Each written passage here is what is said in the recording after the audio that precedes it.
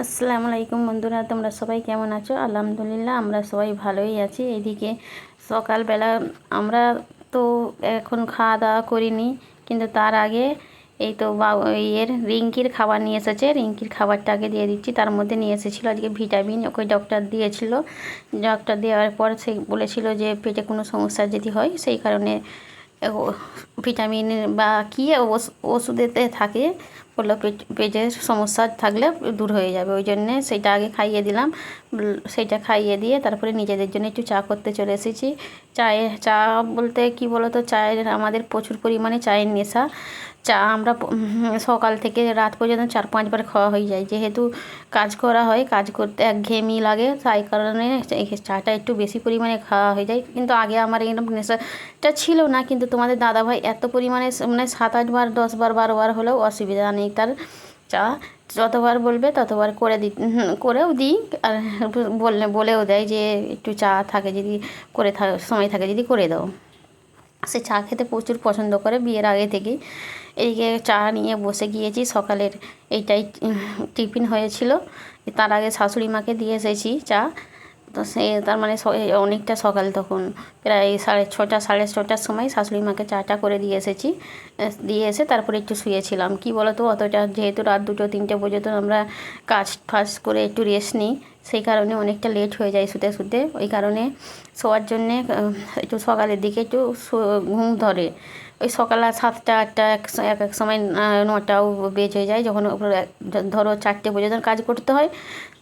এমন পজিশানে কাজ থাকে না, নাইট পুরো নাইটটা করতে হয়, সেই সময় হিসাবে 9টা 10টাও বেজে যায়। সেই সময় কিন্তু শাশুড়ি মা যখন খাই তখন সবর উঠে সেটা চা পানি করে দিয়ে চলে আসি। তারপরে দুপুরে তো ভাত খাবে, তারপর 10টায় টিফিন করে না, আগে করতো এখন আর করে না। বয়সের সাথে খাওয়াটা আস্তে আস্তে কমে যায়, ওই জন্য আগের তুলনায় খাওয়া দাওয়াটা অনেকটা কমে গিয়েছে। এদিকে কতগুলো কাপড় ছিল, বর্ষাকাল মানে জানো, বুঝতেই পারছো যে এত পরিমাণ কাপড় থাকে না, কিছু বলার নাই। মানে চারিদিকে কাপড় আর কাপড়, মানে সন্ধ্যা যখন হয় না, ছাদ দিয়ে কাপড়গুলো নিয়ে আসি, যেইগুলো রইল একটু হালকা হালকা হয়ে রইলো, সেইগুলোকে কি করলাম, ওই ঘাটের ধারগুলোই দিয়ে দিলে সারা রাত পাকা ইয়েতে শুকিয়ে যায়, খুবই ভালোভাবে শুকিয়ে যায়। যে গদিতে যেন না থাকে, তাহলে গদিতে রস টানবে, ওই কারণে। আর কাঠের খাট হলে তো দেওয়াই যেত না, যেহেতু স্টিলের খাট, সেই কারণে দেওয়া যায়। এদিকে যাই হোক, কাজের কথাই আসি। কথা অনেক বক বক করে নিয়েছি। বক বক করার পর এবার বলছি কি বলো তো, অনেকগুলো কাপড় সেগুলো তো ভাঁজ করে নিয়েছি, তার মধ্যে বিছানাটা টান টান করে বিছানাটা করে নিলাম। আজকে ব্লগটা শুরু করেছি হিসাবে 10টার কাছাকাছি, কারণ চাটা খাওয়া দাওয়া করে বাবুকে একটু পড়িয়ে দিয়েছি, পড়িয়ে তারপরে আমি ব্লগটা শুরু করেছি। তার আগে ঘরটা কি বলতো, যেই ঘরে খাওয়া দাওয়া করি সেই ঘরটা কি বলতো প্রত্যেক দিন একটু একটু করে গুছিয়ে রাত্রিরে রেখে দিই, তারপরে সকালবেলা চাটা খাওয়ার পর ফিরে একটু ঘেঁটে যাই। সেই কারণে সকালবেলা যেহেতু গুছানো থাকে, তাতে খাওয়া দাওয়া বা ঝাঁট দেওয়াও থাকে, রাত্রিরে পুরো ঝাঁট পাঁট দিয়ে সমস্ত কাজ গাছ করে তবে আসি শোবার ঘরে।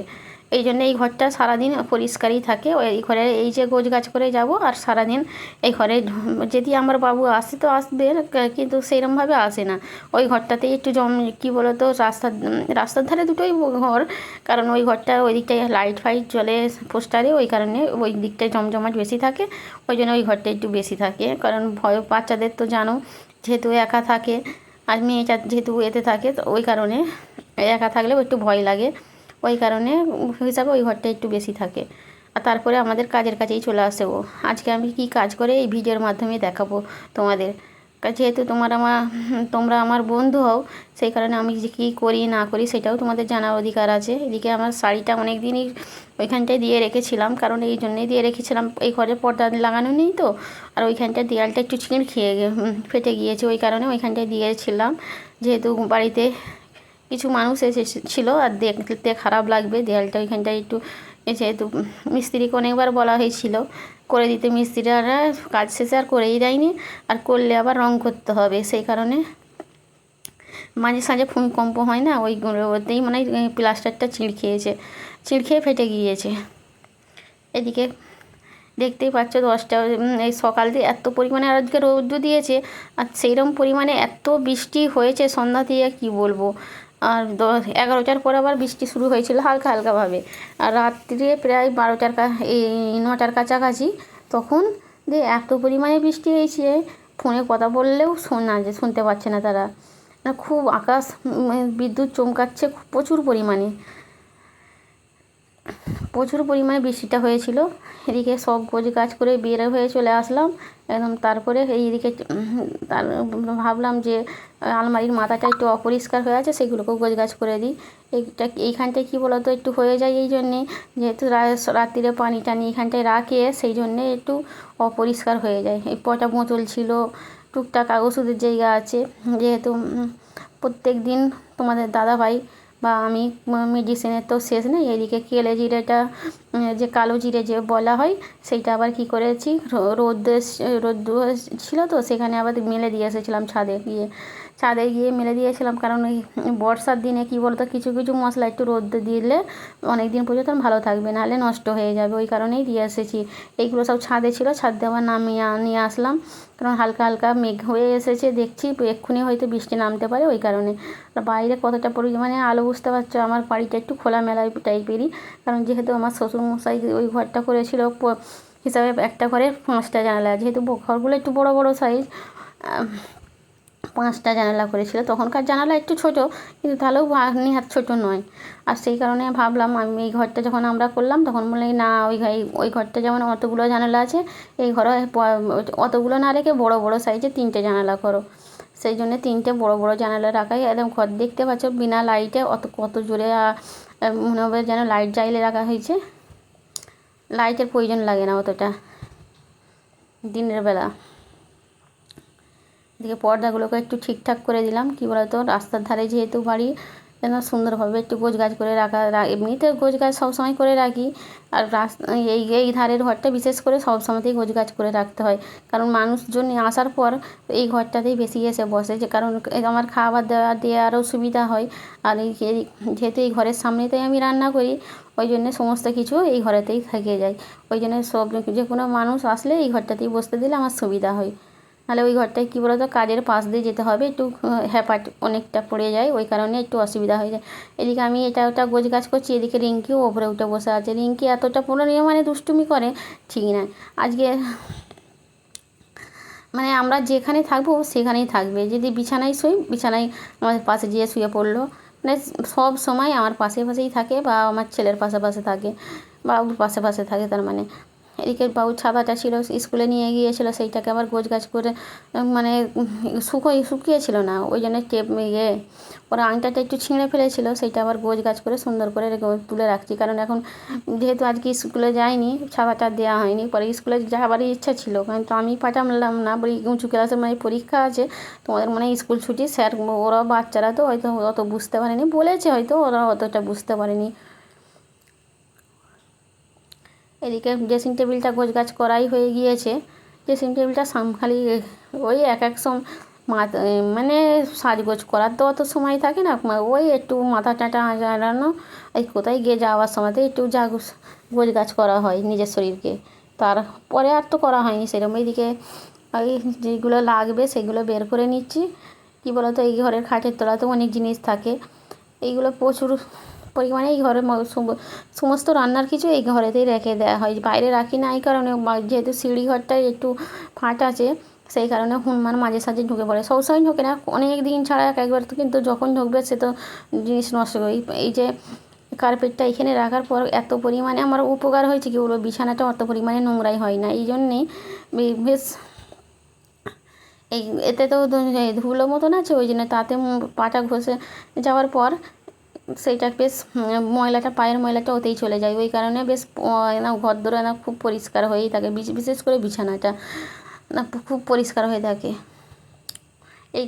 এইটা পুরো বড় ছিল, তাকে কেটে অর্ধেকটা ওইদিকে দরজার সামনে দিয়েছি, আর অর্ধেকটা এইখানে এইখানে সামনে রাখলে বেশি সুবিধা হয় বলে এইখানটাই রেখেছি। ওই ঘরে আর বিছানাটা রাখিনি, ওই ঘরে যেহেতু বেশি ওটা আবার শোয়া হয়নি, ওই কারণে বিশেষ করে শোয়ার সময় তো শুধু যাওয়া হয়, ওই জন্যে ওই ঘরে আর রাখা হয়নি। এদিকে কথা বলতে বলতে ঝাঁটপাট তো দেওয়া হয়ে গিয়েছে। এদিকে তোমাদের দাদাভাই কিছু বাজার নিয়ে এসেছিলো, সেগুলোকেও গোছগাছ করবো। মানে আজকের জন্যেই নিয়ে এসেছে। তার মধ্যে টমেটোটা হয়তো হয়ে যাবে আর কালকে টমেটোটা থেকে যাবে। তারপরে পটলটা নিয়ে এসেছে। পটল যেহেতু আমার শাশুড়ি মা পটল খেতে একটু পছন্দ করে বেশি। এদিকে চিকেন কিছুটা ছিল ফ্রিজে রাখা ছিল, সেগুলোকে বের করে নিয়ে এসেছে। কিছুটা আবার আজকে মেটে হজমি নিয়ে এসেছে। এগুলোকে খেতে বেশ ভালোই লাগে। এদিকে আমার ক্যালসিয়ামটা শেষ হয়ে গিয়েছিলো, সেটাও নিয়ে এসেছে। আমার ছেলে আবার দুষ্টুমি করছে। রিঙ্কি এদিকে মুরগির মাংস বাস পেয়েছে, সে তো আর ছুটোছুটি করছে। এদিকে এই টুলটায় কারোর বসার ইয়ে নেই, ওর টুল, ও সারাক্ষণ ওই টুলটায় বসে থাকে। অন্য কেউ বসলেই তার অসুবিধা আছে। একদিন আমাদের মিস্ত্রি লেগেছিলো, তার পা ধরে টেনেছে। মানে অন্যজন তো ভয় পাবে, আমরা যেহেতু ভয় পাই না, আমাদের অসুবিধা হয় না, কিন্তু অন্যজনের তো ভয় লাগবে। এদিকে সবজিটাও করতে বসে গিয়েছি। রান্নাটা খুব তাড়াতাড়ি চাপিয়ে দেবো, কারণ বেশি টাইম করলে হবে না। শাশুড়ি মা টাইমে খায় যেহেতু, সেই কারণে একটু তাড়াতাড়ি রান্নাটা চাপিয়ে দিচ্ছি। মানে সকাল থেকে উঠে একটু কাজ করে নিয়েছি, কাজ করে নিয়েই তবে রান্নাটা চাপিয়ে দিচ্ছি। সকাল হয়ে বড্ড জোর হয়ে 1-1.5 ঘন্টা সময় পাই। রাত্রিই যা টানা কাজটা করার সময় পাওয়া যায়, নাহলে তো কী বলে, তো কাজ না করলে তো সংসার চলবে না। এদিকে দিনের বেলা তো কাজটা করার সেরকম সময় হয়ে ওঠে না, ওই জন্য রাতেরটা একটু জেগে কাজটা করতে হয়। যে একে মুরগির মাংসগুলোকে খুব সুন্দর করে পরিষ্কার করে নিচ্ছি। কী বলে, তো পরিষ্কার না করলে মনের মধ্যে খুঁতরে থেকে গেলে খাওয়াটা যেন কেরাচে লাগে। যেহেতু নিজের জিনিস নিজে পরিষ্কারটা করতে যেমন সুন্দর করে যদি করতে পারি, তবেই খেতেটা ভালো লাগবে। আর যেহেতু আজকে এগুলো নিয়ে এসেছিলো, আমি বেশ খুশি ছিলাম। এই জন্যেই আমার মন যাচ্ছিলো মুরগির মাংস দিয়ে আমাদের ভাত খাবো না, এগুলো নিয়ে এসেছে, ভালো লেগেছে। সে কারণে এগুলো সবসময় তো থাকে না। মুরগির যে কলজে হজমি এইগুলো সবসময় তো দেয় না, এগুলো আলাদা কিনতে হয়। এদিকে এই মাংসটা রাখা ছিল ফ্রিজে, অনেকখানিটাই ছিল। তারপরে বললাম থাক, আজকে মাংস করে নিই, কালকে পটল দিয়ে যাই হোক করে নেবো। এই একটা ভেবে রেখেছি। কী বলো তো, বিশেষ করে আমাদের যেহেতু রোজ তো যাওয়া সম্ভব হয় না, তবু তোমাদের দাদাভাই অনেকবারই বাজারে যায় না, কারণ এই জন্যেই বাজার দিয়ে সমস্ত মালটা যেহেতু আসে, ওই কারণে এদিকে মশলাগুলো সমস্ত দিয়ে একটু ভাজা ভাজা করে নেবো, কারণ একটু ভাজা ভাজা করলে বেশি খেতে ভালো লাগে।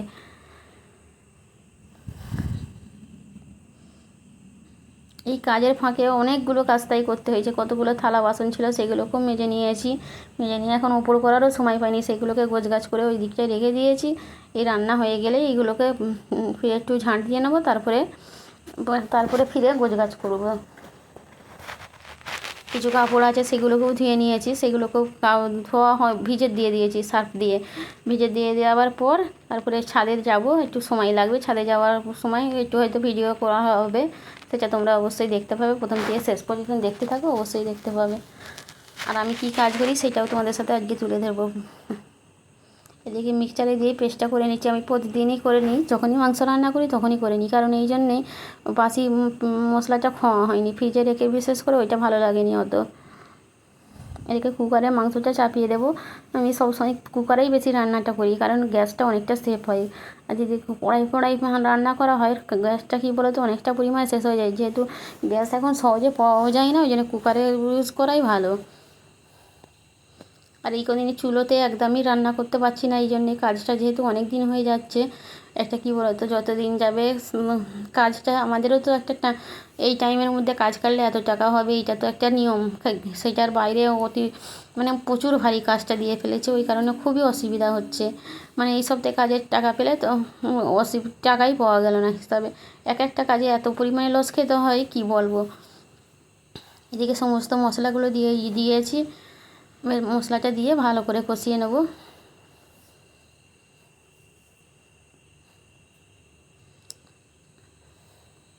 মাংসটা ভেজে নিয়েছি, নামিয়ে রেখে দিয়েছি। ওইদিকে ভাত হচ্ছে, আর এদিকে মশলাটা কষিয়ে নেবো ভালো করে। কষিয়ে মশলাটা রান্না করলে কী বলো তো, আদা রসুনের গন্ধটা থাকবে না।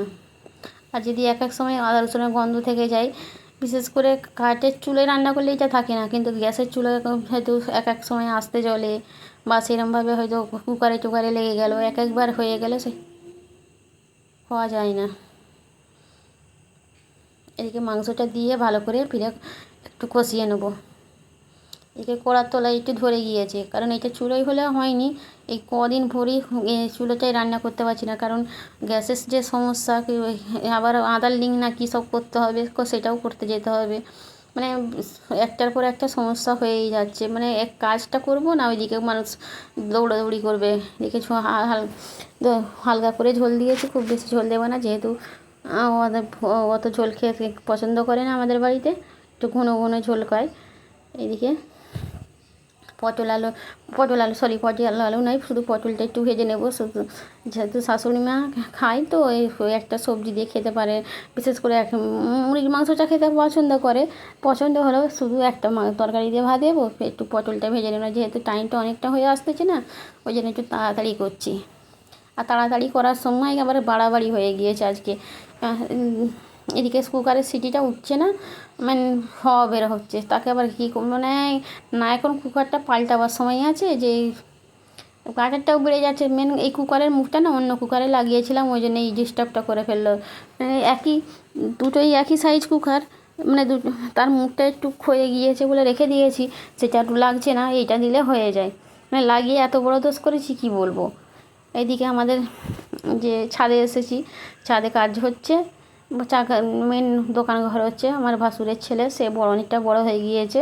এদিকে আমাদের এটা রাস্তা, মানে আমাদের বাড়ির চারিপাশে রাস্তা, এইগুলো আমাদের আমি গাছ করেছি, বা মানে গাছ লাগাবার প্রচুর নেশা, কিন্তু সময় হয়ে ওঠে না বলে অতটা পারি না, কিন্তু সময় যদি থাকতো প্রচুর গাছ করতাম। কিন্তু সেটার জন্য টাকাও দরকার, কিন্তু টাকা তো অতটা আমার হাতে থাকে না। মানে টাকা হাতে থাকে না বলতে, সংসারে তো প্রচুর মানে খরচা হয়ে যায়, কত আর আমাদের ইনকাম হিসাবে তো খরচা করবো বলো না। এদিকে আমার বাবুটা আবার যাচ্ছে, বললো আমি একটু ওইদিকে যাব, তুই আমাকে দেখাও।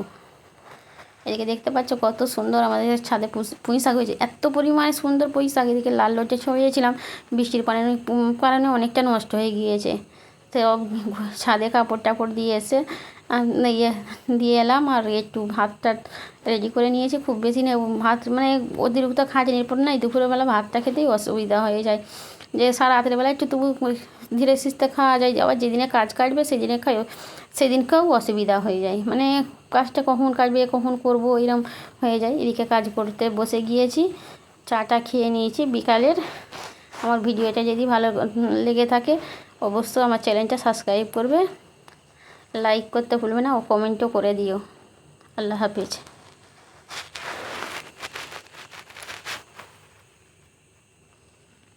এইগুলো দবকা সেলাই হচ্ছে,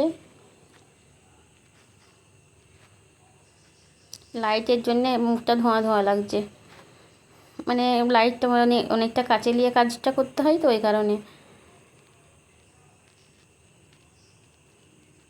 এই ভিডিওটা করে দিয়েছে তোমাদের দাদাভাই, কারণ স্ট্যান্ডে লাগানো সবসময় তো অসম্ভব হয়ে যায়, ওই কারণে তোমাদের দাদাভাইকে বললাম একটু